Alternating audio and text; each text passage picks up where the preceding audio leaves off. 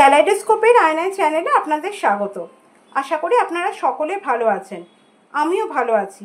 আজকে আমি রান্না করব, আজকে একটা নতুন রেসিপি নিয়ে আপনাদের সামনে এসেছি আমি।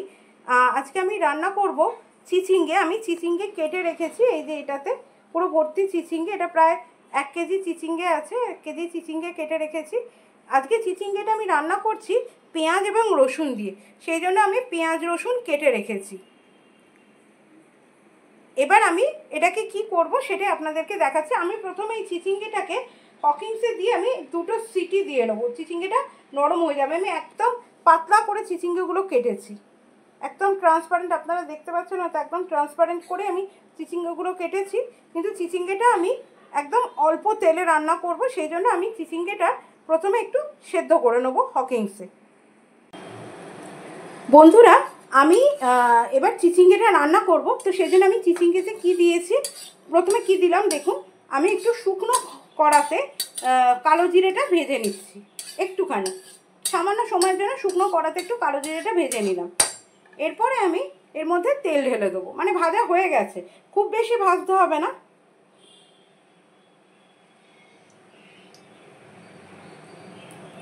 এতটার মতো আমি তেল দিয়ে দেবো। তেল দেওয়ার পর এবার তেলেতে একটু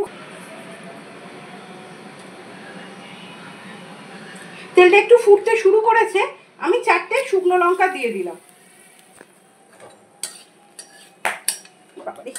পাচ্ছে একটু 4টে শুকনো লঙ্কা দিয়ে দিলাম, ঠিক আছে, একটু রান্না করতে গেলে তেল তো ছিটবেই, কিছু করার নেই।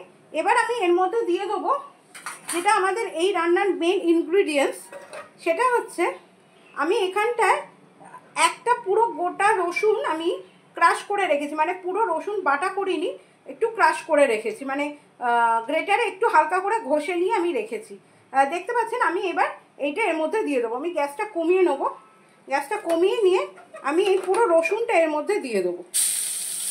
যে রসুনটা আমি পুরো দিয়ে দিলাম এর মধ্যে।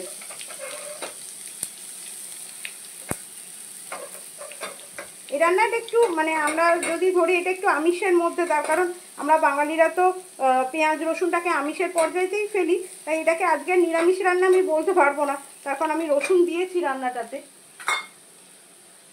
তো এবার যেটা করতে হবে, এবার রসুনটাকে একটু হালকা করে ভেজে নিতে হবে। এখানটা লেগে গেছে, অসুবিধা নেই, রসুনটা হালকা হালকা ভাজা হয়, গন্ধ ছাড়ুক, তারপরে এর মধ্যে আমি অন্য একটা জিনিস দেবো, বাসি হয় ভীষণ। দেখতে পাচ্ছেন রসুনটা একটু লাল লাল মতো হয়ে এসছে, আর একটু হবে। এরপর আমি যেটা দিয়ে নেবো সেটা হচ্ছে আমি এখানে পেঁয়াজ কেটে রেখেছি স্লাইস করে, তো এই স্লাইস পেঁয়াজটা আমি দিয়ে দেবো এর মধ্যে।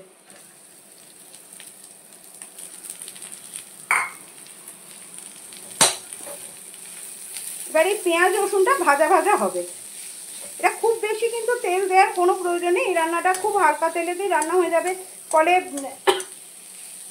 এটা মানে করে খাওয়া যেতেই পারে, এটা একদম কোনো খুব রিচ রান্না কিছু হবে না। তো এটা এবার একটু ভাজা ভাজা হোক, আমি একটু পরে ফিরে আসছি। বন্ধুরা, পেঁয়াজটা একটু ভাজা ভাজা হয়ে এসছে, এবার এর মধ্যে আমি রেগুলার যে মশলাগুলো ইউজ করা, যেমন হলুদ, জিরে গুঁড়ো, ধনের গুঁড়ো, লঙ্কা গুঁড়ো, আমি সেগুলো একটা একটা করে এর মধ্যে দিয়ে নেবো। আমি প্রথমে দেবো হলুদ দিয়ে, এবার এটাকে আমি কষাবো।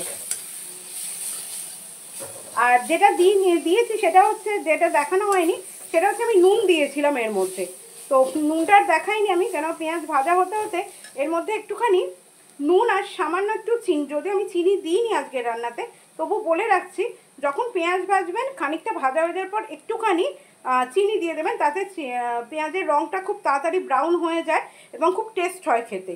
আমি নুনটা দিয়েছি, চিনি আজকের এই রান্নাটাতে একদমই পড়বে না, একটু ঝাল রান্নাটা হয়, তো সেই জন্য এবার একটু মশলাটা একটু ভাজা ভাজা হবে, এরপর আমি চিচিঙ্গেটা পুরো দিয়ে দেবো।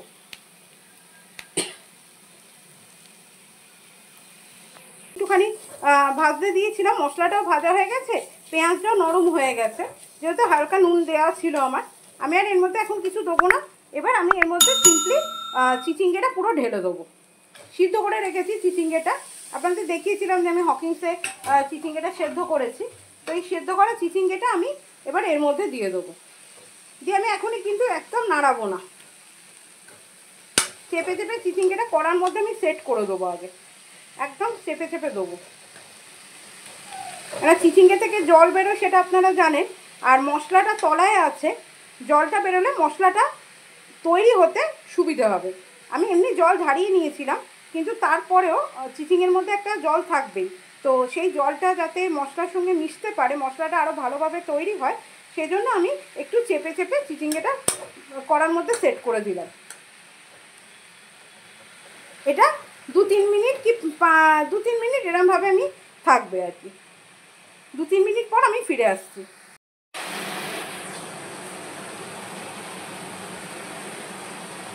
বন্ধুরা আমি ফিরে এলাম, 2-3 মিনিট হয়ে গেছে। আমি কি করলাম, এই ফাঁকে আমি 4টে লঙ্কা, আমি বলেছিলাম একটা জিনিস দুটো দিতে হবে, একটা আমি শুকনো লঙ্কা দিয়ে আমি ফোড়নটা দিয়েছিলাম, আর এখন আমি দিলাম কাঁচা লঙ্কা, মানে শুকনো লঙ্কা কাঁচা লঙ্কা এই দুটোই পড়বে এই রান্নাতে, ঠিক আছে। আমি কিন্তু চিচিঙ্গাকে আপনি নিরামিষভাবে রান্না করলে নিরামিষের মতন খেতে হবে, সেটা আপনি পেঁয়াজ রসুন দিয়ে, যেটা আমি করছি আজকে সেটা খেতে হবে। আমি আপনাদের আগে একদিন দেখিয়েছিলাম চিচিঙ্গে পোস্ত, সেটা একরকম সুন্দর খেতে হয়েছিল। আজকেটাও এরকমই খেতে হবে, কিন্তু এটা আমি আজকে পেঁয়াজ রসুন লঙ্কা দিয়ে করছি।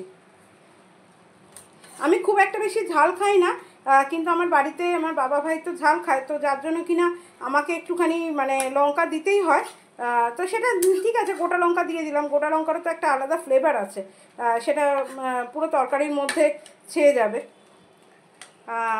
আমি মোটামুটি ভালো করে মিশিয়ে দিয়েছি, কোনো দিকে যেন মশলাটা বেশি না থাকে, মানে সব দিকে যেন মশলাটা সম পরিমাণে মিশে যায়। হয়ে গেছে। এইবার আমি আঁচটা একটু বাড়িয়ে দেবো, কেন আমার সব কিছু সেদ্ধ করা আছে, ফলে আমার আঁচ বাড়িয়ে দিয়ে কষাতে খুব একটা অসুবিধা হবে না। এটাকে ভালো করে এবারে মিশিয়ে দিয়েছি, এবার কষিয়ে নিতে হবে। আমি একটু কষিয়ে নিই, তারপর ফিরে আসি।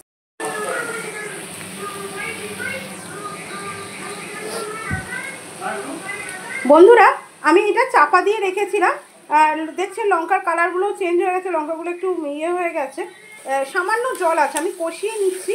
আর একটুখানি, রান্না কিন্তু কমপ্লিট, জাস্ট একটু আমি কষিয়ে নিচ্ছি রান্নাটা। আমার কিন্তু রান্না একদম কমপ্লিট হয়ে গেছে। এবার আমি বাড়িতে সকলকে খেতে দিয়ে দেবো।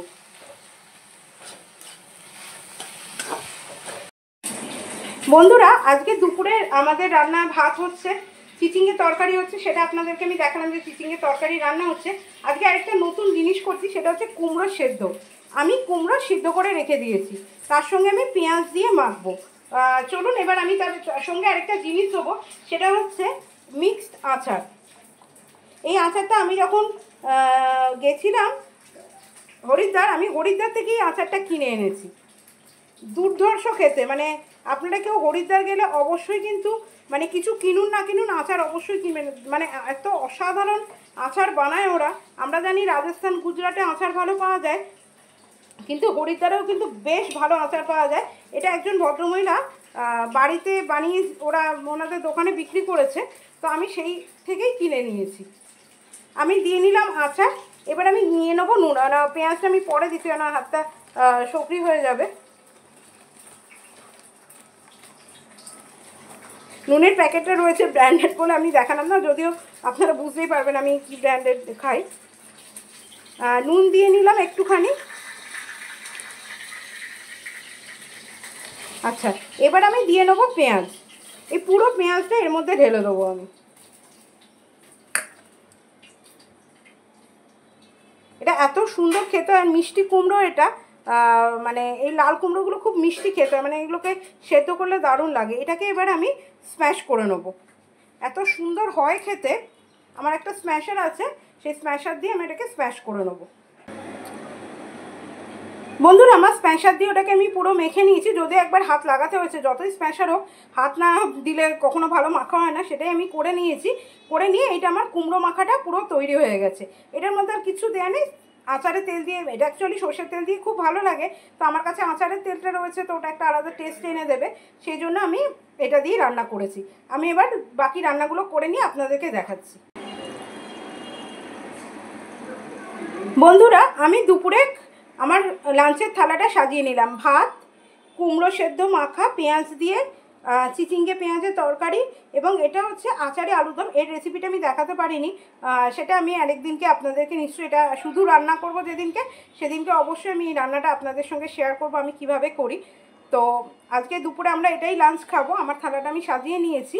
তো আপনাদের কেমন লাগলো ভিডিওটা সেটা অবশ্যই আমাকে কমেন্ট করে জানাবেন।